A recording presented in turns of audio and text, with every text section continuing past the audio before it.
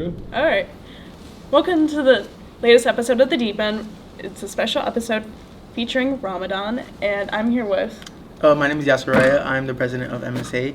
MSA is just like a club that advocates for Muslim students and also creates a safe space for Muslim students in Liverpool High School.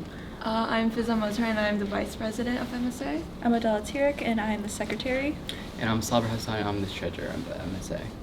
What is Ramadan for people that do not know? Like, I feel like you guys have done a perfect job with emailing and reaching out versus other years, but like for people that don't know, can you like tell us what it is? Yeah, for starters, why we celebrate Ramadan is because our prophet got revealed our Islamic book called the Quran, and basically we fast for a whole entire month according to the lunar calendar. So it's different every year. So that's really important to note. And we basically supposed to stimulate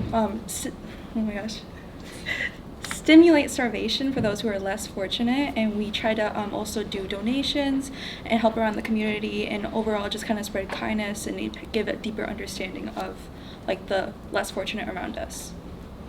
And can you guys specifically like tell me what do you guys like do during Ramadan for like people that do not know, and like make sure like it gets told? So during Ramadan in central New York, it's about 16 hours. We fast, we don't eat, we don't drink, and basically at like around night we like pray and stuff like that. We pray for those in need. We also help out in like our communities, in our mosques, and we like our parents, if they are able to, they are required to give a percent of their wealth to those in need, and we just like it's kind of more to reach out to those in need and help out. And what does like Ramadan mean to like each one of you specifically? For me, it's a way to like express my gratitude to God, since like you don't really realize how like fortunate you have or how blessed you are until it's taken away from you. And I feel like food and drinks being taken away from you, something that's so essential to human life, like just emphasizes my relationship with God in a special way. For me, are we doing like individual? Yeah, you can do it. For me, the most important thing is like it gives me a new perspective on how others experience life, and it also makes me value other things around me, like food, water, and all that, but also family as well. It just brings everyone closer, but especially the Muslim community as well. We all come as one together, and it's just a very unifying holiday for all of us. Yeah, I definitely agree on the unifying part. I like going to the mosque and like being around everyone. I definitely think that this is like a great month to reconnect with God and just like, again, be thankful for like everything that I have, and yeah. Same thing, gratitude I think is a big part of it. You're thankful for what you have and where you are in life, and also kind of like a spiritual cleanse in a way, and like cleansing your body like out of those, you're not really supposed to have like processed foods and stuff like that, so like it's also healthy in a certain way. And do you think, like, specifically, has the school recognized the holiday up to its full potential, or is there anything that you think can be done to help out with that? Well, the school has definitely improved on like representation of Ramadan and Muslims, but there is still a lot of improvement to make. Like one example I can think of right now is that we don't have Eid off, even though it's a major like holiday for us. The Eid is celebration after Ramadan ends. It's like a way to celebrate like being able like finishing the whole month of fasting successfully. So that not being recognized, just like it kind of feels like we're being left out or outcasted in a way, since other major holidays like Rosh Hashanah. Yes. Sorry, Rosh Hashanah. It was a Jewish holiday, and in that week, during that week, teachers weren't allowed to give any tests or homework. But over here, like during Eid, there is no such restriction on teachers. Okay. So I want to add on, like, my personal experience, like, years prior, there was no, like, teachers that really went up to me and wished me, like, a happy Ramadan or Ramadan Mubarak. But this year, there's a bunch of teachers that are doing that. I had teachers the other day say, hey, they pulled me aside. They were like, if there's any accommodations I can make for you, definitely let me know. And it was just a very grateful experience that our voices were advocated for and that teachers listened and kind of, like, gave a response back and took action. I also think, I feel like we've come a long way in the district as a whole. I came here like around 10 years ago, and it's really a long way. Like nobody knew what it was. Like the only people that really advocated for us were mostly the E&L teachers, and they did the best they can. But I feel like this year when our voices were heard and we went up to it, and we went up to like principals, to the teachers, I feel like it was really a moving part, and we got our voices heard. Yeah, that's basically the reason why we created MSA, to help our voices be heard. Yeah, and I think that's really great, guys. And is there anything you think can be done, like the school specifically, to like better recognize the holiday or your faith exactly?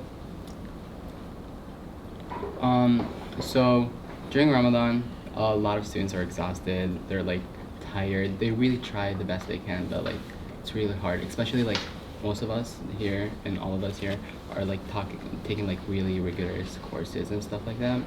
And I feel like accommodations are not brought into the table, but like I hope those can like that stuff can happen, and like teachers can be understanding. I know like some teachers have a certain thing to follow, tests and stuff like that, but certainly I feel like in the future we will be like asking like, hey, can we get an extension on that? And we will be sending out like a form or a certain paper that tells teachers how like to act with the students. And I definitely think it's important to do with gym classes as well, because I think there was like the swim rule, right? Yeah. So like if you can't make up a class or something, you have to go swimming during Ramadan. But as we know, like it's still like wrong. And can you say more like about the swimming thing during Ramadan? I think it's just like problematic a lot, just because like as we know, like when you're fasting, you can't have any water, but like you're technically just surrounded with water the whole time. I just think it's just. I feel like we could definitely do something else to either make up a gym class or just like be excused from it, rather than just like swimming. It's also like required to like skip swimming. You need like a medical note, and you can't really get like a medical note for like fasting and stuff. And like it's like it really depends on the gym teacher. We've heard a lot of that, and like some gym teachers and stuff like that are like, hey, you still gotta swim, you don't have a medical note. And I get where they're coming from, like it's a rule they have to follow, but I feel like again accommodations for people in need and stuff like that. Yeah, definitely. And what exactly does it feel like to be like a Muslim student, like specifically in a school with a predominantly Christian and atheist community? Have you had any like struggles with that and trying to face? So in terms when we get taught in like social studies classes and when the topic of Islam is brought up, it kind of almost makes like Muslim students, including myself, like feel like almost like an outcast or like an outlier. I feel like there's a lot of tension build up when we are taught Islam in social studies, and sometimes it can be portrayed as like a very extreme religion in that sense. But I know when we presented to the superintendents today, a lot of them were very understanding how it could be portrayed extreme, and they took the measures of understanding on how to portray it as a different type of like ambient or kind of like convey it in a different light where it's portrayed more positive and not represent those misconceptions that have been surrounding Islam. I also think it goes back, like Adele said, to like the stereotypes like you learn in the classroom, because like majority of like Christian, atheists, whatever we have in the school don't know who we are, what we practice. It's what they learn in the classroom, what they learn at that moment. And I feel like personally my peers have been great to me, but it's come a long way. Like elementary, middle school, there was like some racist attacks, like bullying with other students. Even like this year and like in high school, some students feel left out. We had this one student, she told us like she feels left out because like her peers like don't hand her the papers when it goes down like the row or something like that. That's like even little stuff still impact people like that. Yeah, definitely. And do you think there's anything the school can do to better like represent your like faith in any way, like even like with the classes or anything like being taught?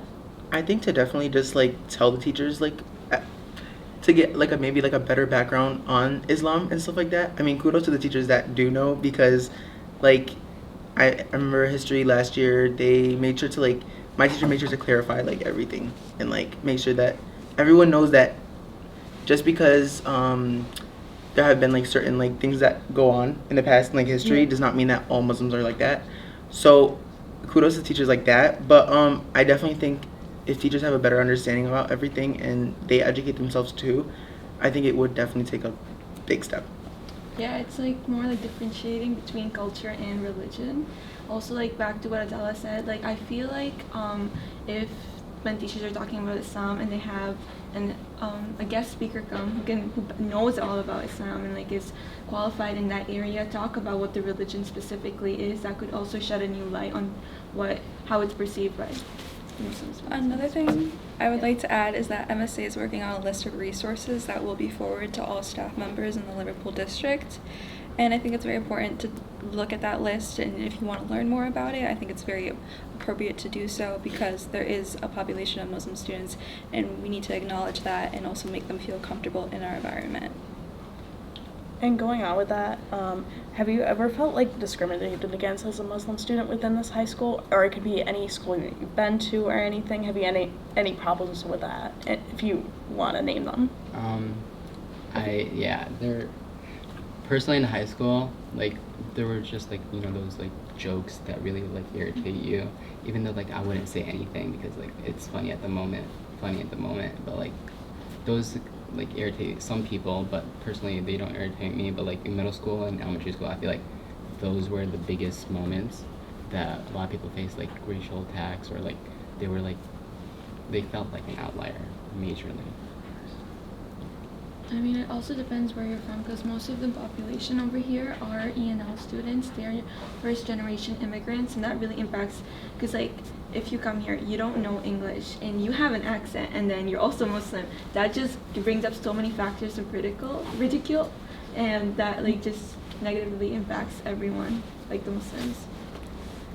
And have you had any problems during like Ramadan years past, where you just like had any problems with like fasting within the school? Have like students like ridiculed it or like tried to like push you to eat or anyway? It's not more like ridiculing, but like they ask very insensitive questions. Like there's a way to ask questions when you want to learn about something, and sometimes the tone they use or the way they ask it makes it insensitive, and if like what we're doing is like absurd and ridiculous, like that's unheard of, that's like it's like, too extreme, and like that also like harms the way I perceive my religion too, because then it causes doubts.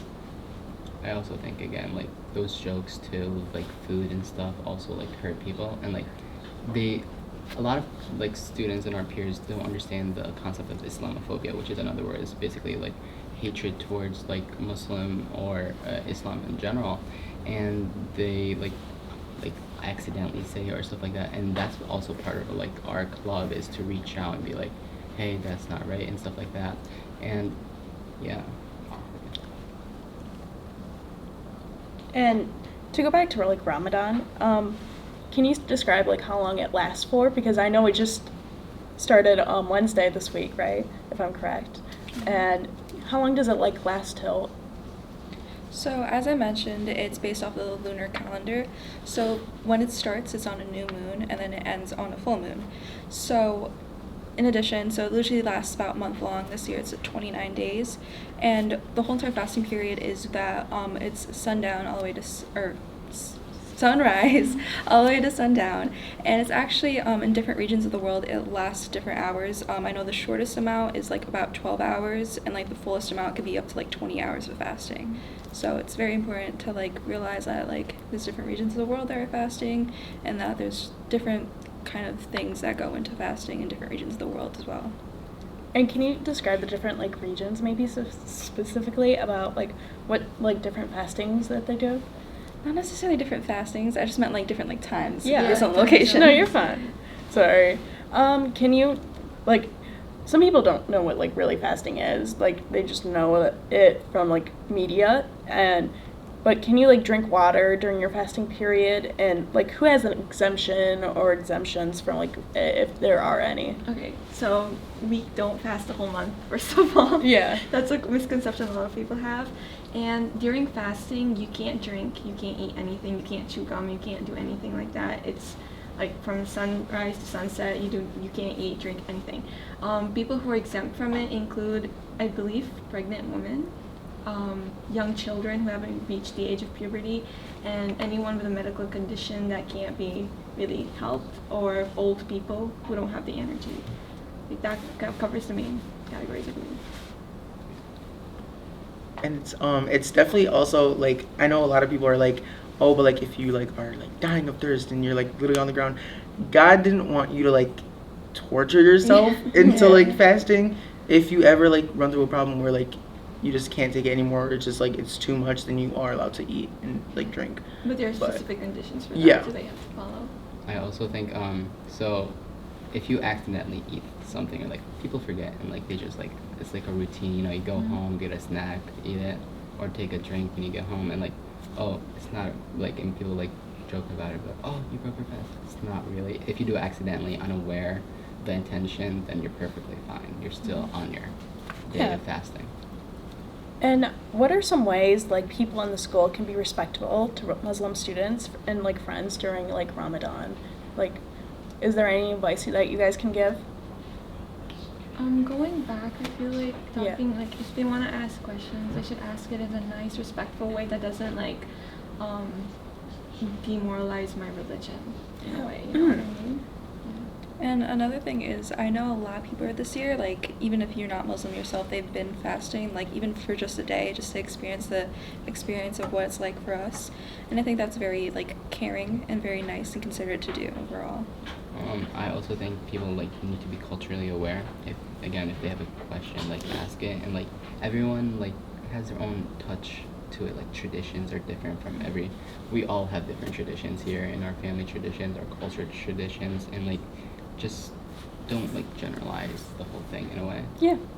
And can you describe some of those traditions? Like for everyone, like I would love to like hear in that. Yeah. So I'm from a Yemeni Arab background, and I feel like our regions and our cultural like ethnicities impact our traditions. So like in my culture we speak in Arabic, right?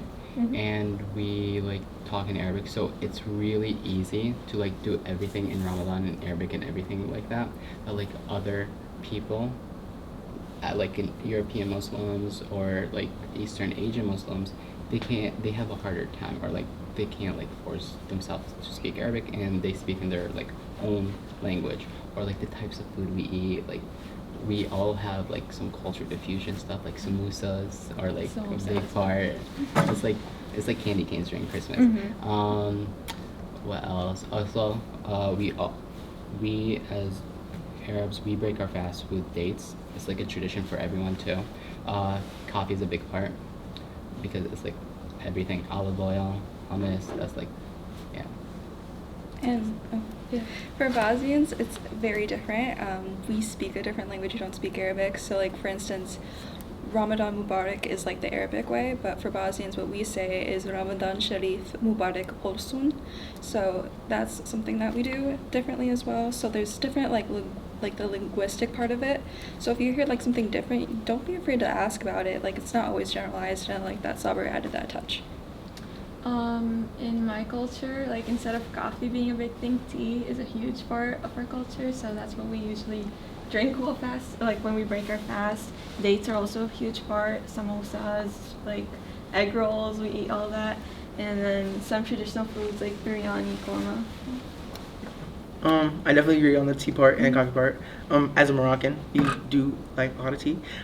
We usually break our fast with dates and water, like traditional Muslims do, I guess. And my family in particular, we like to go to the mosque as well, like and like a daily kind of routine. So I get to like, yeah. Also, one thing I'd like to point out, at nighttime, after a lot of people break their fast, around like 8 or 9 after the last prayer of the day, a lot of Muslim students or Muslim families go to the mosque and they pray like for a long time, like over an hour and a half.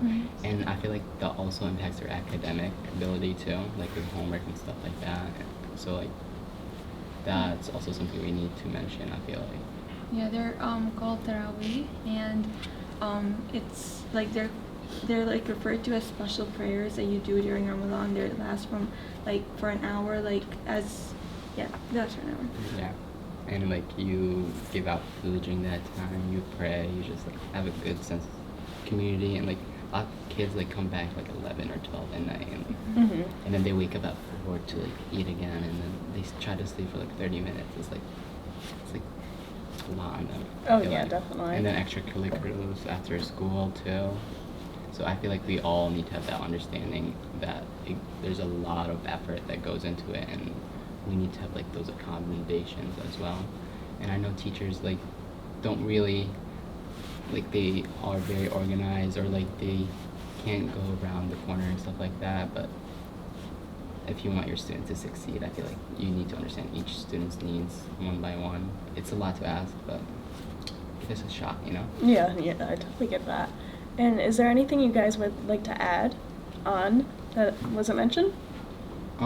So some future plans we have. So it's our first year, and we've come a long way. I feel like our voices are finally heard. A lot of teachers are like becoming aware of this holy month, and future plans. We're planning on meeting with like supervisors like Mr. Wilcock and like some of the board of education. We're trying to like get a day off for next year, or like next year actually for Eid it's already off, but it's not actually recognized for Eid. It's like a special attendance day, which is kind of iffy in a way. Yeah, I totally can see that.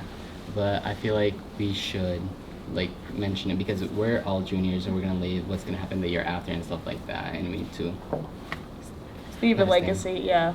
I totally get that. And for our Muslim students who are participating in Ramadan, and even in general in praying, our prayer rooms are room 325, Miss Vidal's room, the room next to Mrs. Knapp's room on the first floor near the 100s. And in Mrs. Vidal's room, it's all available during B/D days during the lunch periods. However, on A/C days, it's only during the 6th period. And if you are in lunch and you want to go somewhere else because you are participating in fasting, you could always go to the library as well.